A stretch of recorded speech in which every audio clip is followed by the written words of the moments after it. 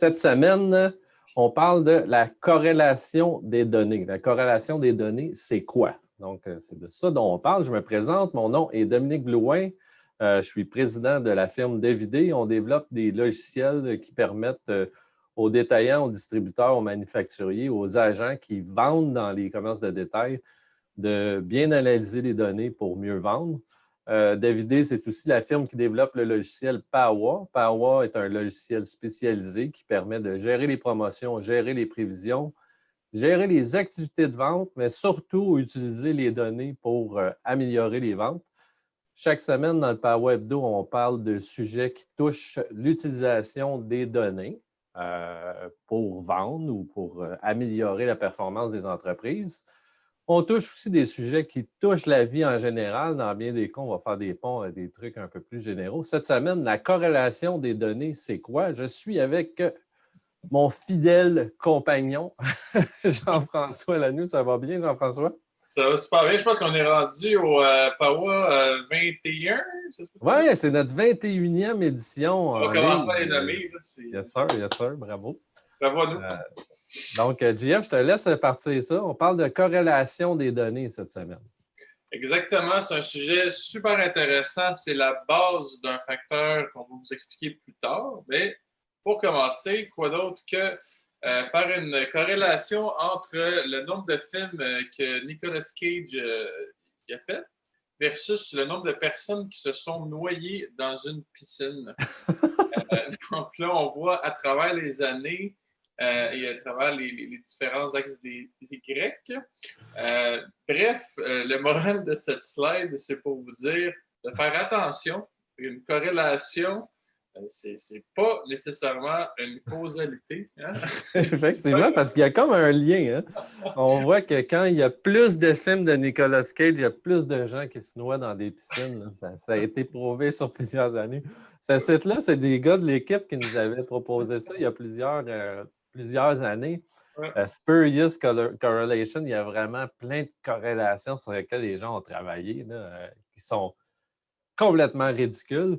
Mais dans le day-to-day aussi, des fois, on peut avoir tendance à penser qu'il y a des liens entre différents facteurs, mais il faut le vérifier. Puis c'est ça, la corrélation, c'est pas parce que deux choses ont l'air liées qu'elles le sont. Très bien dit. Donc, si on commence ça par la base, dans le fond, je pense que le plus simple, c'est de commencer avec un graphique. C'est de passer à deux facteurs, puis de mettre ça sur écrit. Donc, je ne sais pas, au niveau des axes des X et des Y, si tu veux plus... oui, mais en fait, je vais partager mon écran, Jean-François. On a monté un petit fichier Excel. Tu me diras si on le voit bien. Ça marche? Oui, on va bien. OK, parfait. Fait que dans le fond, on va souvent parler de variables. Là, moi, j'ai des enfants en plus qui sont au cégep puis au secondaire qui font des graphiques, des cours Excel, puis des fois, ils parlent de ces sujets-là. Fait qu'on retourne à la base quand même, mais c'est super important. On va souvent parler d'une variable indépendante et de la variable dépendante. Fait que, par exemple, dans notre exemple, on va essayer de... Je vais commencer à fermer les notifications. Là. Ça, c'est un classique. Des fois, on oublie. Puis on entend des... Non? OK. Moi, je l'entendais. Donc, on regarde deux variables. Fait que dans notre exemple, on a l'âge, qui est la variable indépendante. Exact. Et on va regarder le revenu, qui est la variable dépendante. Fait qu'on veut voir comment le revenu annuel moyen, disons, varie en fonction de l'âge. Je pense qu'on utilise des statistiques un peu bidons là, pour cet exemple-là. Il n'y a pas de référence, pas de source. C'est juste pour illustrer le point de vue. Donc, c'est très simple dans Excel. Là. Je peux le refaire. On va le refaire devant vous. Puis, on va mettre en place cette capacité-là dans Pawa aussi. Là. Si les gens veulent savoir comment faire ça dans un outil un peu plus évolué qu'Excel, il ne faut pas se gêner et nous le demander. Donc, je prends un nouveau fichier, j'ai ma source de données. Souvent, on va utiliser... Est-ce qu'on voit le nouveau fichier? On ne voit pas le nouveau fichier, non? OK, excuse-moi, c'est parce que j'ai partagé le fichier. Donc, je vais faire plutôt un nouvel onglet. Là, on voit, j'imagine? Oui, exact. OK, donc, j'ai fait un nouvel onglet, j'ai mon tableau. Je vais prendre mon tableau et ce qu'on va faire, c'est qu'on veut regarder justement la distribution. Donc, on va créer un nuage de points. Donc, on prend un nuage de points, puis là, on regarde. Fait qu'on a notre variable dépendante qui est notre revenu, puis notre variable indépendante. Et là, on se retrouve. Est-ce que j'ai bien choisi un nuage de points, GF? Je ne pense Impression que non. pas. Non, c'est ça. Impression Il y que a non. plusieurs graphiques de type, dans le fond. Donc, on va insérer comme ça, un nuage de points, comme ça. Ah, voilà. Donc, OK. Donc, on voit, comme c'est fait ici, là, même résultat, j'ai mon revenu qui varie en fonction de mon âge. Fait que il semble avoir une belle ligne droite. Donc, plus je suis âgé, plus mon revenu monte. Là, ici, à 50 ans, ça redescend un peu. Fait que dans Excel, c'est super facile. On prend notre nuage de points, notre série, on va venir insérer un trend line. Donc, et on parle de corrélation linéaire aujourd'hui. Donc, là, je demande à Excel de m'ajouter une ligne. Donc, on voit que ça fait une belle ligne droite. Et ma ligne, je peux venir la formater pour afficher l'équation. Parce qu'on va parler de ça. Là. Il y a une équation mathématique qui est assez complexe, mais en fait, c'est des maths assez de base, mais si on voulait le faire, ça prendrait un peu de temps, qui permet d'évaluer R. R, c'est le coefficient de corrélation. Donc, plus on est proche de 1, plus nos deux variables sont corrélées. Donc là, on le voit, là, on est à 0,9905. Donc, on a une belle corrélation claire entre l'âge et le revenu. Exactement. Moi, je rajouterais aussi à ça que c'est important qu'on aille l'axe des X, que ce soit la variable indépendante, donc dans ce cas-ci, l'âge, puis l'axe des Y, que ce soit la variable dépendante. Ça, c'est super important. Puis, dans le fond, l'objectif, la fameuse formule qu'on va vous montrer tout de suite après, les résultats qu'elle peut donner, c'est entre 1 et moins 1. Dans ce cas-ci, on frôle le 1, mais on n'est pas là parce qu'une corrélation avec un coefficient de R qui serait égal à 1, c'est une corrélation qui serait parfaite. Exact. C'est très rare, mais ça l'arrive. C'est ça. C'est mathématiquement possible, mais c'est rare. Ça dépend c'est quoi qu'on fait comme. Que ça, on se demande il y a combien de pneus par voiture. Mais là, c'est sûr que le coefficient devrait être proche de 1, mais encore là, il y a des autos à 3. OK. Fait que, bon point. Donc, on voit une corrélation qui peut être positive ou négative aussi. Là, on pourrait avoir une courbe dans l'autre sens, évidemment. Si on regarde une corrélation qui n'a pas de sens, là, j'ai inventé un dataset où j'ai mis l'âge puis le nombre d'amis Facebook, par exemple. Je serais curieux d'avoir les vrais stats de Facebook quand même. Il doit en avoir une. Il doit en avoir une, mais tu sais, comme Facebook, c'est plus trop le truc des jeunes.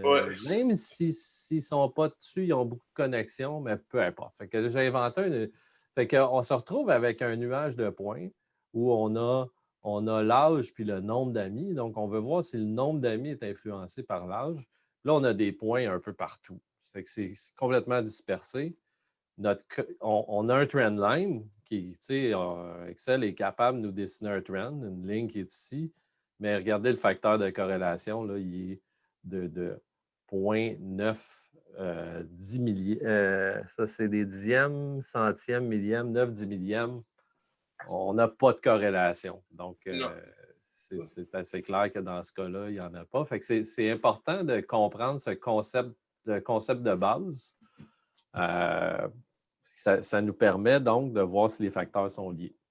C'est ça, parce que, tu sais, quand vous vous posez la question, parce que des fois, on a tendance à penser qu'il y a une corrélation évidente entre deux choses, mais je vous dis, ça vaut tellement la peine de prendre le temps de sortir les données, de le mettre dans Excel, puis de regarder est-ce qu'il y a une tendance, est-ce qu'on se retrouve plus avec le graphique qu'on voyait au début avec l'âge et les revenus, ou si c'est des points qui sont dispersés. À ce moment-là, ça va vraiment faire une grosse différence, puis passez juste pas plus de temps à penser qu'il y a une corrélation quand il n'y en a pas.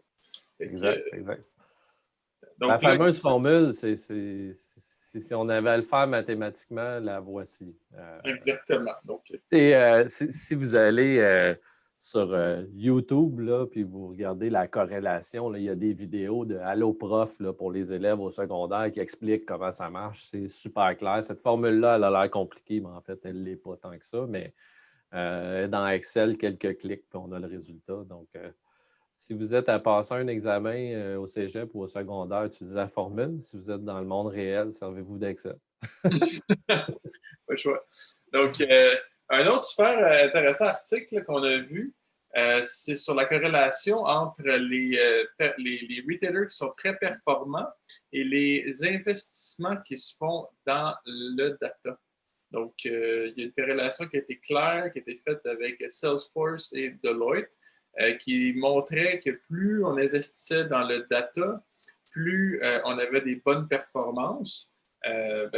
J'imagine que c'est parce qu'ils prennent des actions face aux data et aux corrélations qu'ils ont prises. Exact. Dans le fond, c'est fait encore sur le même principe que tantôt. Il faudrait imaginer un nuage de points, donc disons un échantillon. Il faudrait aller voir. Dans l'article, il donne des détails surtout sur comment les entreprises utilisent le data ou que c'est quoi le bénéfice que ça leur apporte. J'ai moins vu d'informations concernant, si vous voulez, la méthodologie qui a permis de construire cette étude-là. Peut-être qu'on pourra regarder plus en détail.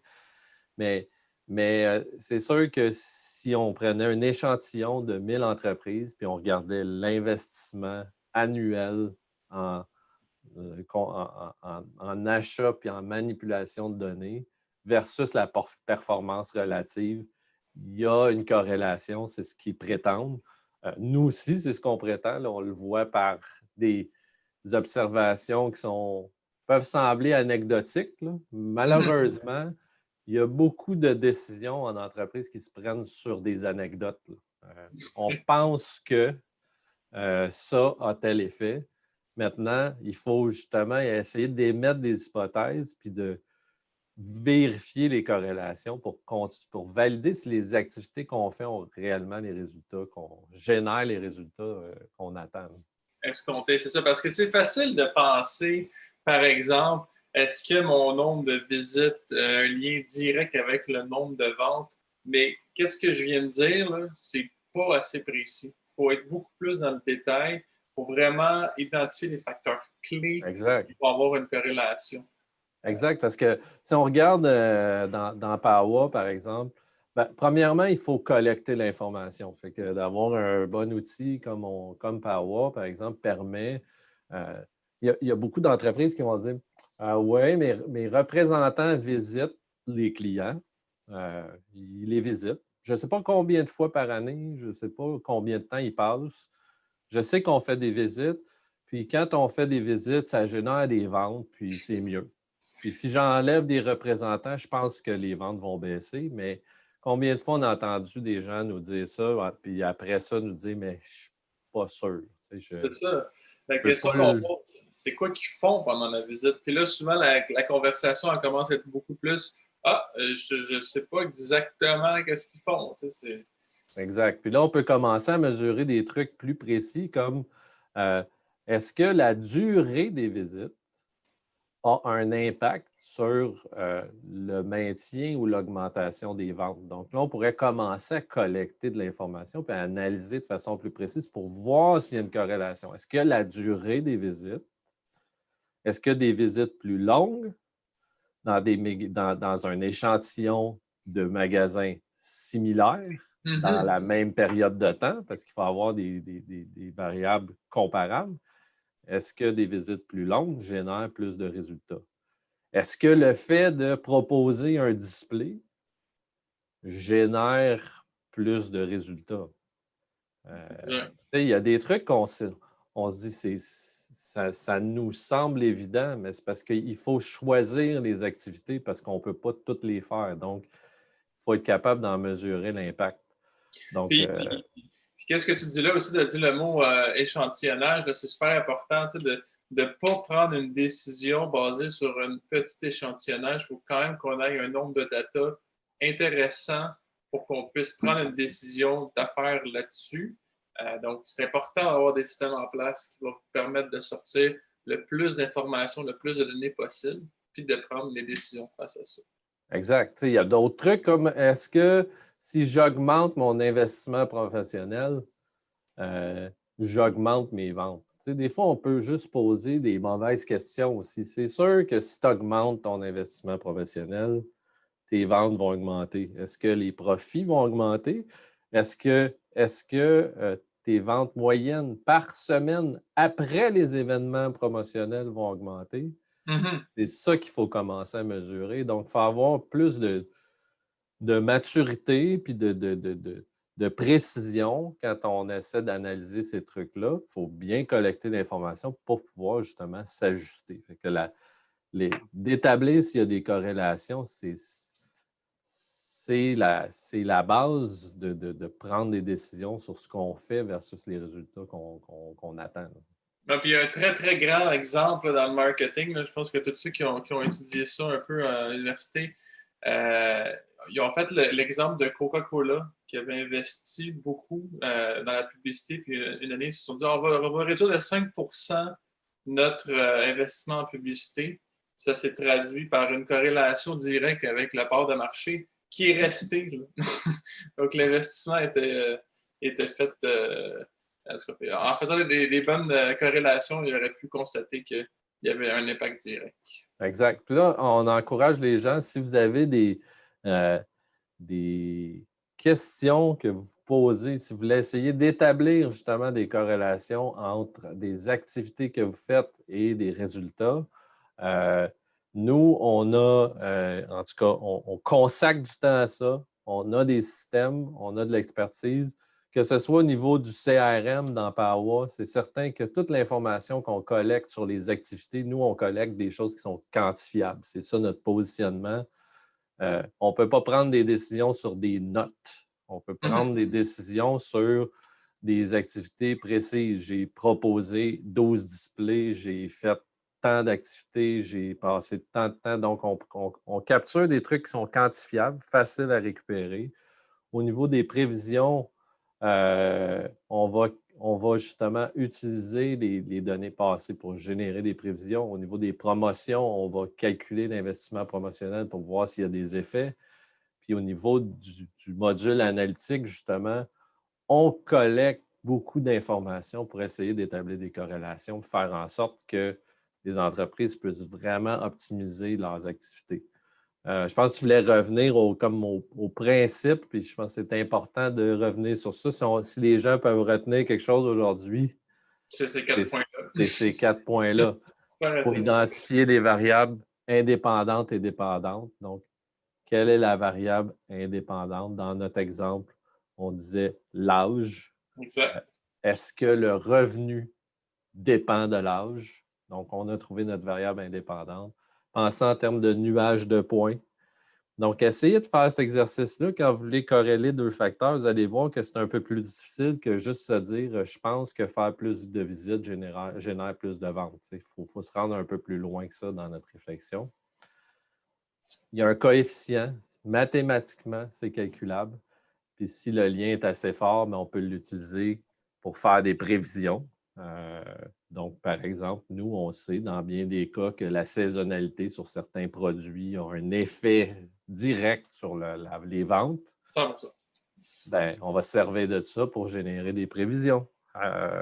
C'est un des nombreux exemples. Donc, l'utilisation des corrélations, c'est très, très, très utile en statistique puis dans les entreprises. Super.